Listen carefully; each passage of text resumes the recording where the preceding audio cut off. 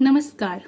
आज हम आपके लिए लेकर आए हैं तुलसी विवाह की व्रत की कथा।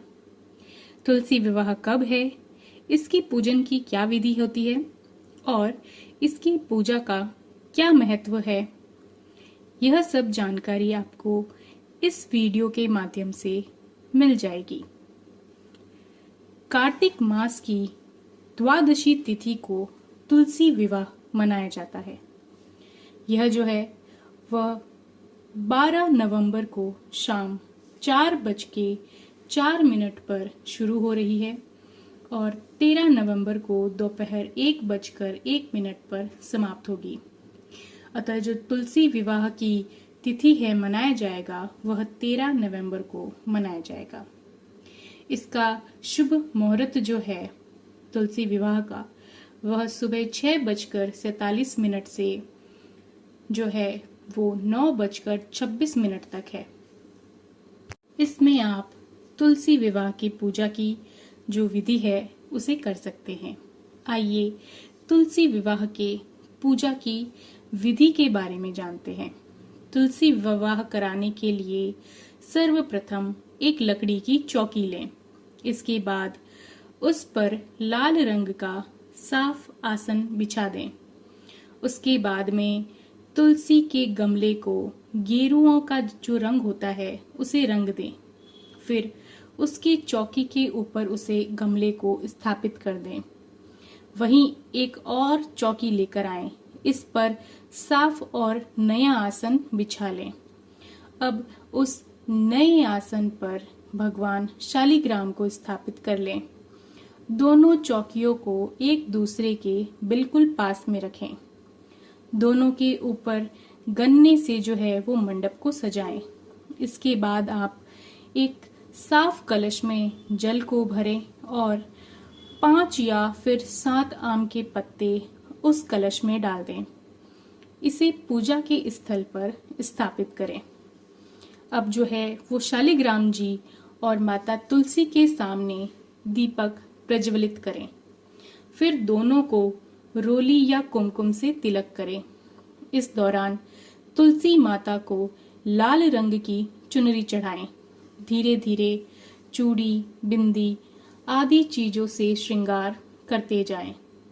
इसके बाद में सावधानी से चौकी के समेत शालिग्राम जी को हाथों में लेकर तुलसी की 7 परिक्रमा कराएं। फिर जो है वो दोनों की आरती करें। अंत में सुख सौभाग्य की कामना करते हुए फूल का छिड़काव करें और सभी में प्रसाद को बांट दें। आइए अब हम जो है वो तुलसी विवाह की कहानी के बारे में जानते हैं। भगवान शिव ने एक बार अपने तेज को समुद्र में फेंक दिया था, जिससे महातेजस्वी बालक का जन्म हुआ। इस बालक का नाम था जालंधर। जालंधर आगे चलकर एक पराक्रमी दैत्य राजा बना। जालंधर बहुत ही राक्षस प्रवृत्ति का था। जालंधर का जो विवाह है वह दैत्यराज कालनेमी की कन्या वृंदा से हुआ था। एक बार जालंधर ने माता लक्ष्मी को प्राप्त करने की इच्छा से उसने युद्ध किया, लेकिन समुद्र से उत्पन्न होने के कारण माता लक्ष्मी ने जालंधर को अपने भाई के रूप में स्वीकार कर लिया। जालंधर अब पराजित तो हो गया था, तो वह वहां देवी पार्वती को पाने की लालसा से कैलाश पर्वत पर चला गया। इसके बाद जालंधर भगवान शिव का रूप धारण कर माता पार्वती के पास में पहुंचा, लेकिन माता पार्वती ने अपने योग बल से उसे तुरंत ही पहचान लिया और माता पार्वती वहां से तुरंत ही अंतर्ध्यान हो गई। वहां जालंधर भगवान शिव के साथ युद्ध करने लगा। देवी ने सारा वृतांत जो है भगवान विष्णु को सुनाया। जालंधर की पत्नी वृंदा अत्यंत पतिव्रता स्त्री थी। उसके पतिव्रत धर्म की शक्ति से जालंधर न तो मारा जाता था और न ही पराजित होता था। इसीलिए जालंधर का नाश करने के लिए वृंदा के पतिव्रत धर्म को भंग करना बहुत ही जरूरी हो गया था। इसके बाद भगवान विष्णु ने एक ऋषि का रूप धारण किया और वो वन में पहुंचे। वहां जो है वो वृंदा घूम रही थी। भगवान विष्णु के साथ 2 राक्षस भी वहां पर पहुंचे, जिन्हें देखकर वृंदा डर गई। फिर भगवान विष्णु जो ऋषि के रूप में थे, उन्होंने वृंदा के सामने पल में दोनों को ही भस्म कर दिया, दोनों राक्षसों को। इसके बाद ऋषि से वृंदा ने कैलाश पर्वत पर महादेव के साथ युद्ध कर रहे अपने पति जालंधर के बारे में पूछा। ऋषि ने अपने माया जाल से 2 वानर को प्रकट किया। एक वानर के हाथ में जालंधर का सिर था और दूसरे हाथ में उसका धड़ था। अपने पति की यह दशा देखकर वृंदा वहीं पर गिर पड़ी।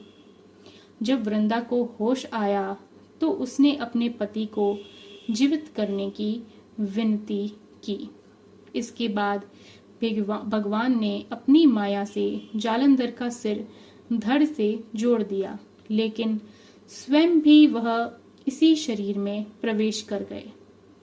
वृंदा इसके बारे में नहीं जानती थी कि उसके पति के शरीर में कोई और प्रवेश कर गया। जालंधर बने भगवान के साथ वृंदा पतिव्रता का व्यवहार करने लगी, जिससे उसका सतीत्व भंग हो गया।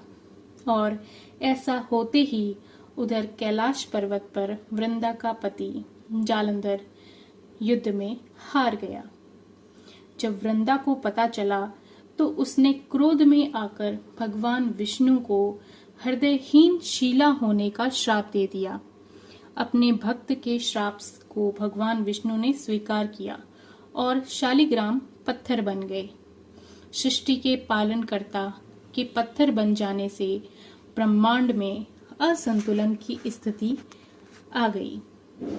यह देखकर सभी देवी देवताओं ने वृंदा से प्रार्थना की कि वह भगवान विष्णु को श्राप मुक्त कर दे। वृंदा ने भगवान विष्णु को श्राप मुक्त तो कर दिया, लेकिन स्वयं भी उसने आत्मदाह कर लिया। जब वृंदा भस्म हो गई तो वहां पर तुलसी का एक पौधा उगा। भगवान विष्णु ने वृंदा से कहा, हे वृंदा, तुम अपने सतीत्व के कारण मुझे लक्ष्मी से भी अधिक प्रिय हो गई हो। अब तुम तुलसी के रूप में सदा मेरे साथ रहोगी। तब से हर साल कार्तिक महीने के देव उठनी एकादशी के अगले दिन तुलसी विवाह के रूप में उसे मनाया जाता है। भगवान विष्णु ने वरदान दिया कि जो मनुष्य भी मेरे शालिग्राम रूप के साथ तुलसी का विवाह करेगा, उसे इस लोक और परलोक में यश की प्राप्ति होगी।